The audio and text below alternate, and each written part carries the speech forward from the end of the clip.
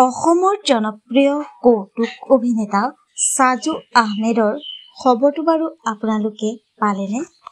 জনপ্ৰিয় অভিনেতাজনৰ এই মুহূৰ্তত আহি পৰিছে এটি বিশেষ খবৰ। আপোনালোকক সবিশেষ জনাম আজি এই ভিডিঅ'টোৰ জৰিয়তে, গতিকে ভিডিঅ'টো অলপো স্কিপ নকৰাকৈ শেষলৈকে চাই থাকিব। নমস্কাৰ বন্ধু বান্ধৱীসকল, আপোনালোক সকলোকে স্বাগতম জনাইছো মই প্ৰতীক্ষাই SP নিউজ আছামিজৰ অন্য এটি নতুন ভিডিঅ'লৈ।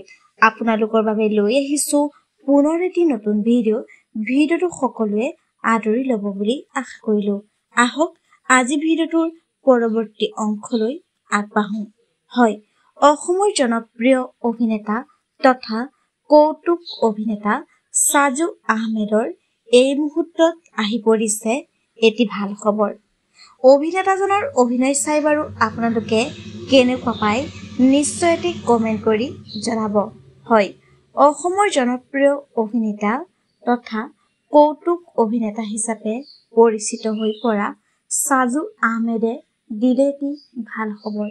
এই ভাল খবৰটো তেওঁ নিজেই সামাজিক মাধ্যম যোগেদি শ্বেয়াৰ কৰিছে।